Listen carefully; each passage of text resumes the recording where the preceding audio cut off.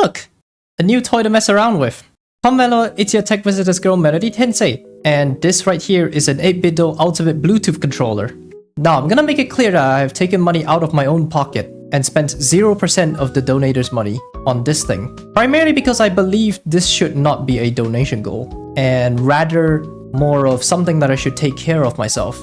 So let me just set this scenario for you. But first, we're gonna get this out of the way for now.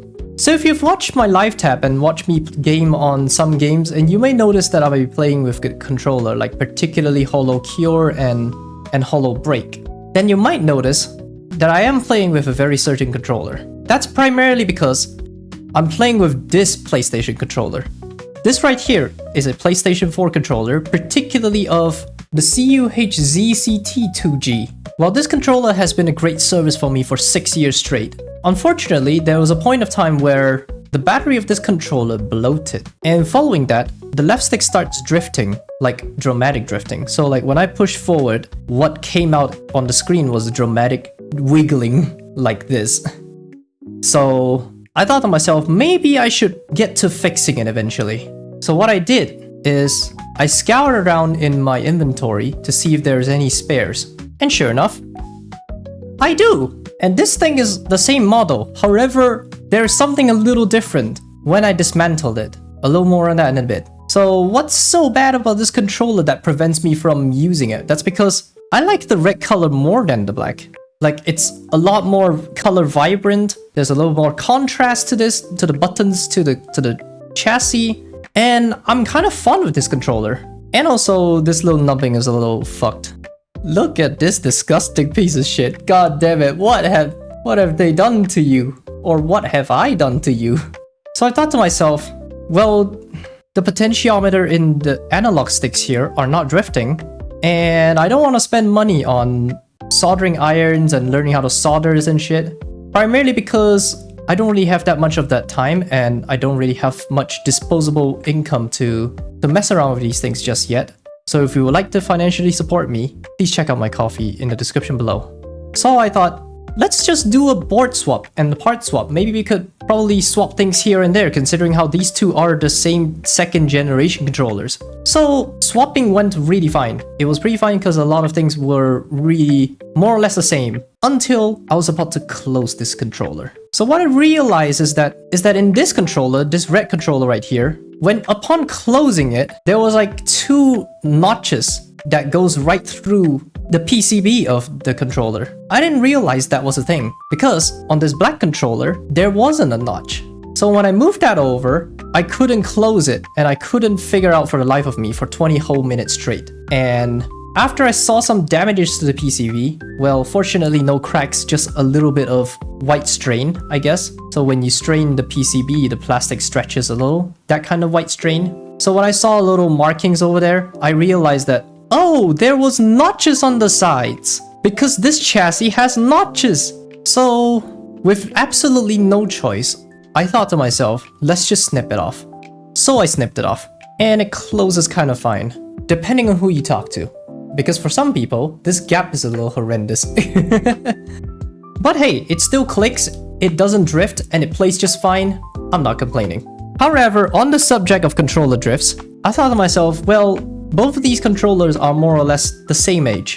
It's just one is a little more worn than the other. So I figured, considering that they're potentiometers, they might drift as well. So I thought, let's just have a complete reset of a new device. So we won't have to worry about anything else, like the already loose micro USB port in the back. So I went to a place that is not AliExpress, but if anything similar to AliExpress, and through my trusty suppliers, I have procured myself an 8-bit-do ultimate Bluetooth controller. The reason why I said similar to AliExpress is because AliExpress has these things where you have coupons and shopping credits. And in Asian markets, they tend to have something like these a lot.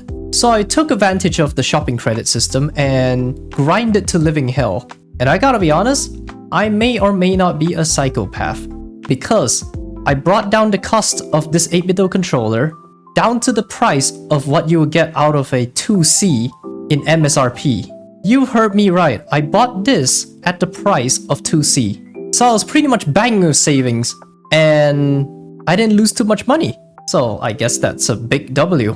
Right, what makes me pick this controller, however? Well, a lot of the games are X-input compatible, so I thought to myself, I don't have to deal with DS for Windows anymore, and as for the layout, the Xbox layout versus the PlayStation layout, despite being an Asian who was very used to the PlayStation layout, I couldn't really care less because I've actually played with an Xbox controller before, particularly the Xbox One controller, the one before the Bluetooth revision. So I think it was like 1709 or something like that?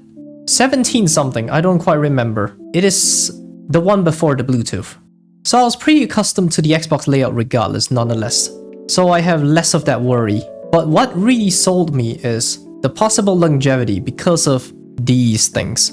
These sticks are a Hall effect, which could mean that there is no friction and no direct contact to the receivers, which means there is little to no wear on the sticks, which makes it last far longer. This is definitely one of the selling points. However, another one is particularly of it having Bluetooth. So I'm the kind of person who likes to have things on compatible everything. So like it has to be compatible with a phone, it has to be compatible with every other thing that supports controller as well. I don't like it to be single purposed because of the money I paid for. So there we have it. And 2.4 is a big plus because this means lesser latency than Bluetooth. So yippee, I guess. Well, USB, I won't be using USB as much anyways. But it can be good if we're running into radio interference. Hey, that's a big plus. Regardless, we got a charging dock, that's just cool.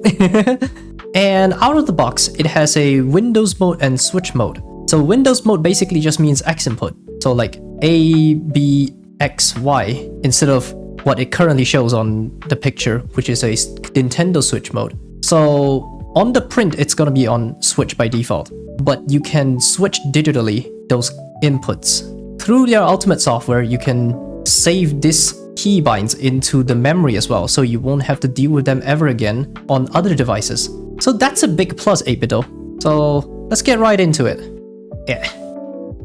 It's all hard to open up with gloves, I gotta be honest. Okay. Ooh. It's got that slow release, like Apple iPhones. Ooh, check that out. It's the controller itself. What's that? Oh, it's the dock. No, my bad. I'm sorry. I completely forgot about that. Let's get the controller out of the way first. We'll get to you in a moment.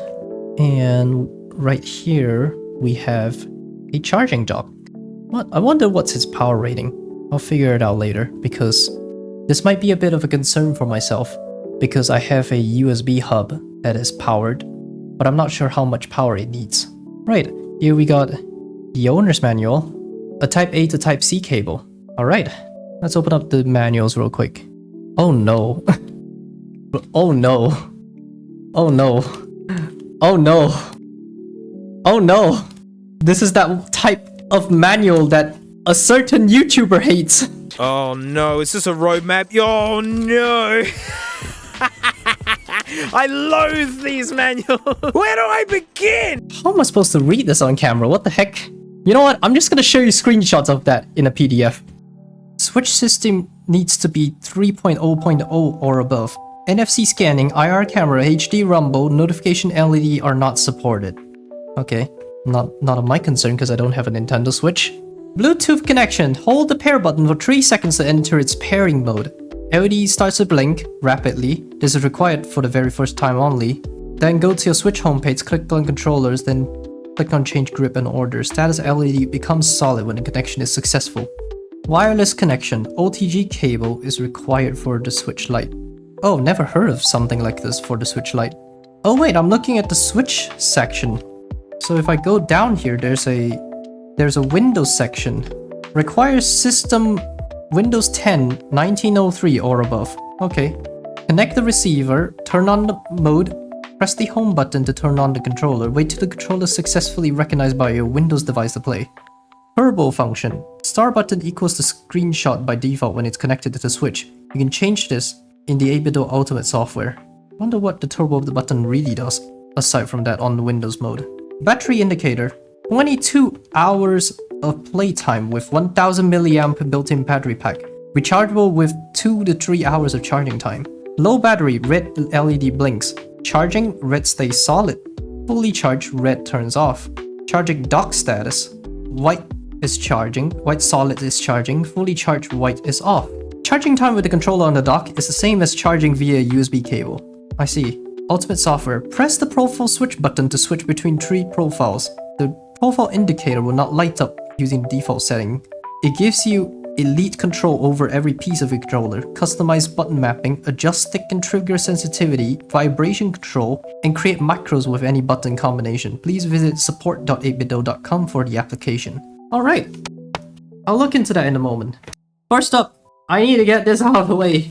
This is a nightmare.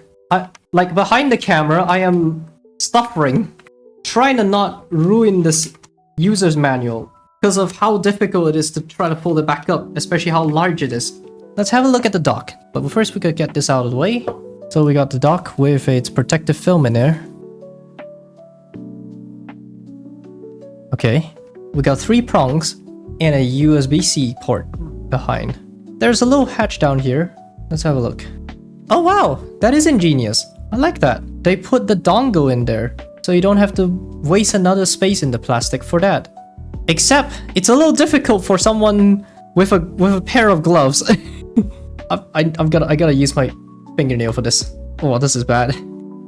There we go. How adorable. The thing looks like brick. So you could not only just plug it to a USB hub, you could also put it in the dock, so it would become a receiver itself. So that means theoretically there's a USB pass-through in the dock, while it does the charging at the same time. Which is kind of awesome, I gotta be honest. So we're gonna keep that in there. Or no, we're gonna keep it out because I'm not planning to use the dock just yet. I'm still thinking of a perfect spot to put the dock. So we'll take care of that later. Right, let's have a look at the back. See what I got here. It may be a little difficult to see, but it says 8bido charging dock for ultimate controllers. Input, DC 5 volts, 0.5 amps, or 500 milliamps. So it takes half an amp. So that's interesting. And in theory, it should not have issues with my charging hub then. Right, let's get that out of the way and enter the big guy. Right, let's get into this. Ooh, clean looking. You know, the entire build kind of reminds me reminiscent to some Xbox controllers, like a more modern third-party Xbox controllers. And it's pretty much that. It has the weight of it, the feel of it, just not the stick of it. The stick feels more like it dimples outwards instead of dips in, which is what usually Xbox first-party controllers are like. The buttons feel really solid. If anything, a little more talky than clicky compared to the Xbox One controller. It's more thocky. There's a little more deeper thock on the stick click than the Xbox controller as well. In case you're wondering what's with the slimy sounds, that's primarily just because we still got the protective film for the face buttons. I'm not planning to take that off. Screw you, Linus. I'm not a peeler. I will only peel it off when it comes off naturally. I gotta be honest, the click of this is a little more... Well, it still has the high notes of the Xbox controller, but with a little hint of deep talk, which is interesting. So there's an LED, there's a USB, and this assumes to be a pair button. But what are these 2 notches for, I wonder? Okay, the minus star and the plus button are very solid. It has this high note of clickery. It feels really satisfying, really solid. It doesn't feel sluggish. So like even if you try to press on the edge, it feels more center balanced. I wouldn't call it stabilized because it's not there yet, but it's almost there. The stick hitting the chassis sounds deep in a sense that it feels like the PlayStation 4 controller. I've not experienced with the DualSense yet, so I can't really judge with DualSense in comparison, so... Right. I'm constantly pressing these 2 buttons at the back. There are 2 buttons that were called Pro buttons or something like that by them. It feels like a general button, like a low profile button that you would click. but you might end up accidentally misclicking into it because of the existence of those buttons. If you're someone of a gripper like me, that might be a slight problem, and you might want to rebind those somewhere else, or maybe just unbind it outright, but I'll think about it. Oh, okay, this is where it kind of fell off a bit. Let me have you hear this. Like, this is a little... Yeah, the shoulder buttons are a little bit sloppy. It was fine, it was solid overall, but the shoulder buttons were a little weird sounding.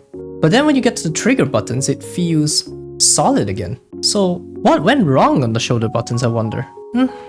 We'll see. Okay, let's connect the controller and let's see what we have to deal with. Yeah. Right, sitting right here, and from a distance I could see blue flashing LEDs, and I can't really tell what they are. It looks interesting, though we did get a new device indication, so let's find out what they are. Okay, so I found absolutely nothing. Well, it's pretty obvious because the controller is not even on to begin with. So let's turn it on. Oh! That sounds interesting to me. Let's have a double look. Oh, would you look at that? An Xbox 360 controller for Windows. So they are using hardware level emulation? It seems like it. It seems like it that it's happening on the hardware level, on the USB stick itself, the adapter or something like that. Especially when you hear a disconnection then a reconnection immediately after. I think that might be the case, honestly. That sounds interesting. Oh, surprisingly it recognizes the name of the controller properly as well. Okay, let's have a look. Okay, Z-axis, stick. It looks pretty circular, I gotta be honest. What about this end? Well, I can't tell about that one. Then all the buttons. I wonder what the middle star button actually does, because it doesn't flash around here.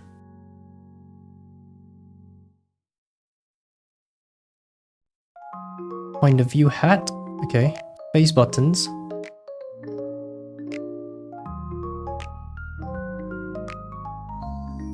The rear buttons don't do a thing either.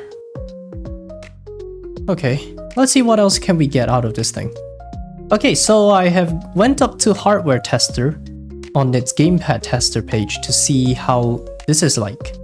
So interestingly, they have emulated pretty much everything. And the buttons are pretty much as binarily digital as they can. And then a couple of analog. I did see a little bit of, like if you look at where the dot is at, it's going in and out a little, waving in and out a little bit as I was going around the circle. Same could be said here as well, so I think there might be a bit of room of error here. But we'll see about the errors in a moment. Okay. Right, let's do a circularity test. Spin joystick slowly to test. Here we go. I gotta make sure that it doesn't slip out of my hand. Especially I'm wearing a glove. Let's have a second pass. Just to make sure that the errors we're seeing are consistent. Right, let's do the other one.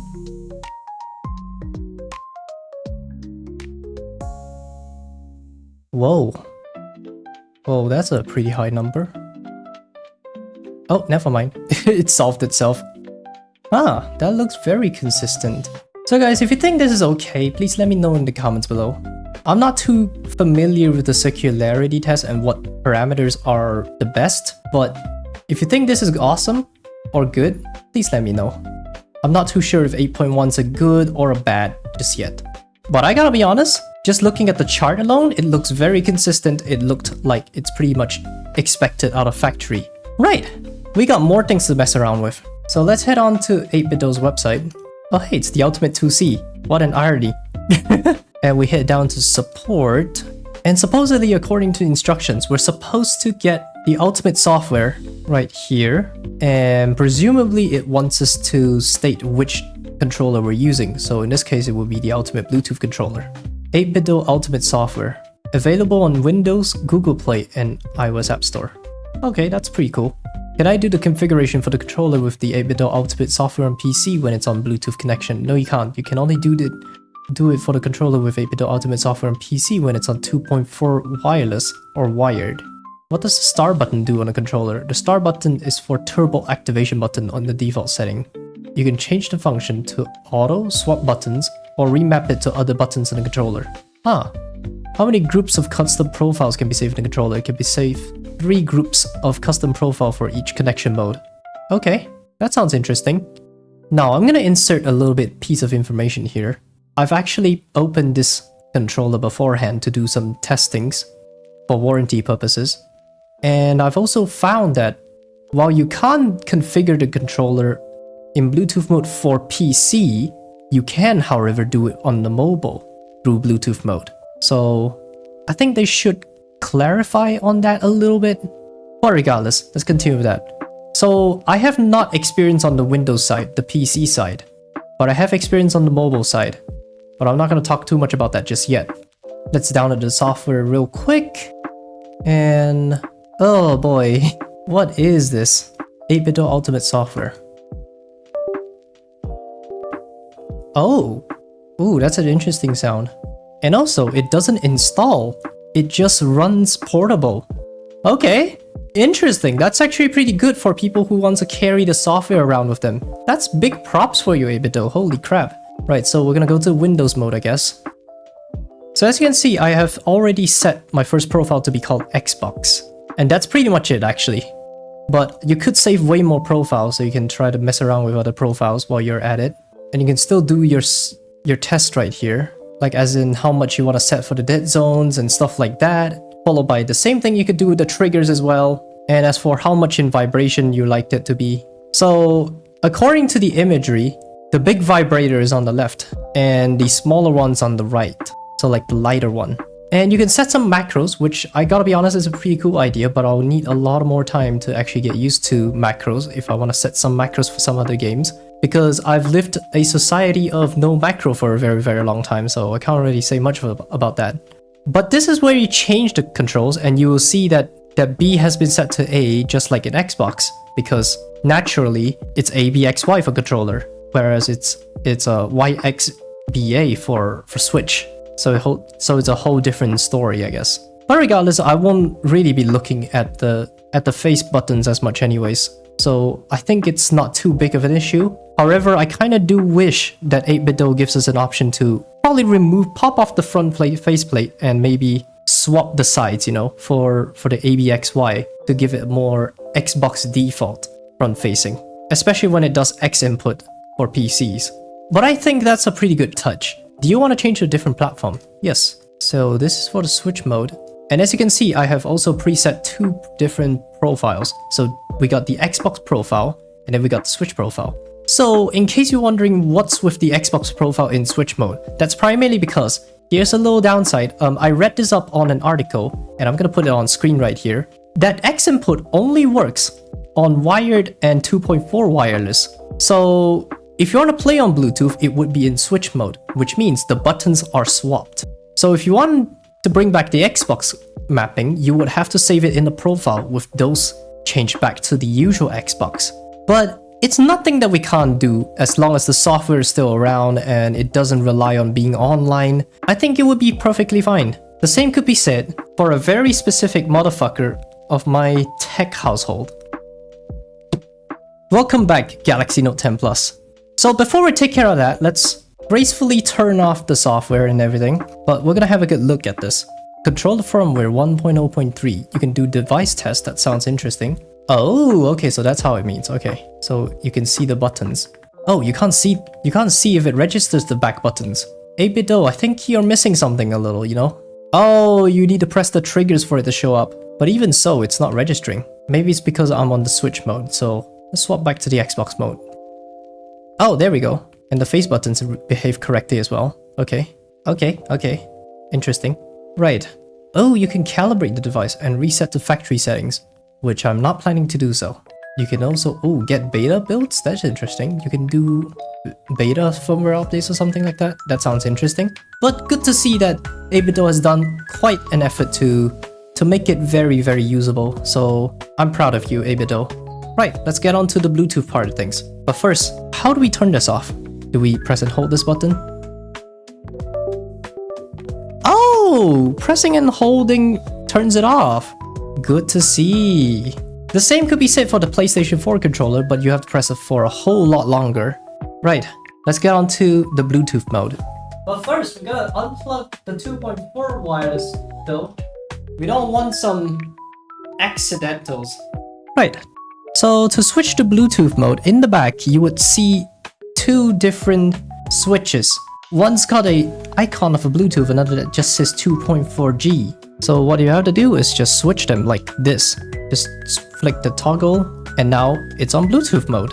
Now, currently it's paired to my daily driving iPhone. But instead, what I would like to do is to repair it to this beauty of a phone that is known as the Galaxy Note 10 Plus. First up, we get to Bluetooth mode and I'm gonna turn the controller on. By default, it would be searching for a device, but so to repair it, we press and hold the pair button. So it starts flashing like this, and now we just have to go to pair new device, and we'll find a Pro controller. And once you're done pairing, we're off to the races. It looks out of the box. Right, there is one more thing we still have to take care of. We gotta install the 8BitDo Ultimate software. Allow the Ultimate software to find and connect to relative position of nearby devices. This would be necessary to get the device into configuration mode of some sort. Click to use the Ultimate software. Well, it's flashing now. I wonder if it's actually doing the job. You mean click the screen? Oh, we're in. So it's the same as the PC counterpart, it's asking us Windows and Switch. Oh, there's button mapping and more settings. Yeah, it visually looks more or less the same. I gotta be honest, I can't really complain much about it. It's pretty good actually.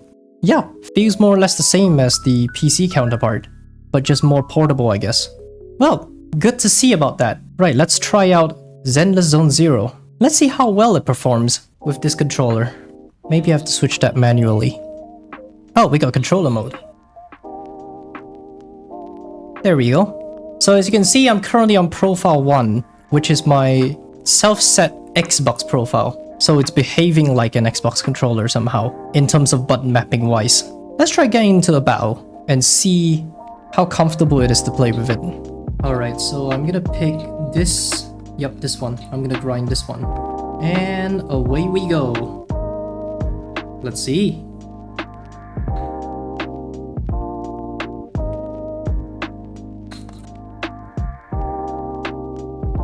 Well, my phone's a little laggy, but to be fair, it's a really old phone, so I can't really say much about it.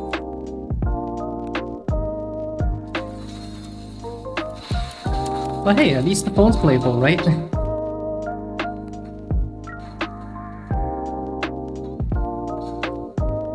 Hey, not bad. I gotta say, it's a pretty pleasant experience so far. Albeit a little bit sticky because of the protective film I'm intentionally leaving on here. But I gotta be honest, nice click, nice feel to the touch. It feels really nice, and it's got that satisfying tactile feeling that is, if anything, a little bit better than all the previous controllers in the past, like the Xbox 360 and probably even the Xbox One controller I currently have, even that one as well. So I think this one's like an upgrade to me at this point. It feels like an Xbox One controller and the PlayStation 4 controller had a baby. And then this is what it came up to. A very decent Bluetooth friendly, yet Xbox, or even cross-platform actually, controller that does everything. So I think it's kind of a worthwhile upgrade for me that kind of replaces both my Xbox and PlayStation controllers. So yeah, with that said, I'm just gonna wrap it all up right now, and by the way, be sure to comment, subscribe, like, and press the notification bell if you like more of my videos. And if you like financially support me, please support me on Ko-fi. Or in the coming times, you could probably also super thanks or super chat me as well, which is kind of awesome. I'm kind of looking forward to this. I'm getting really close to monetization. I hope YouTube would approve my application by then. But for now, fingers crossed, and I hope for a better future for the channel. With that said, otsumena deshita. Merikuri! Have a good day! Have a good night, have a good everything. Have a good happy holidays, everyone. See ya!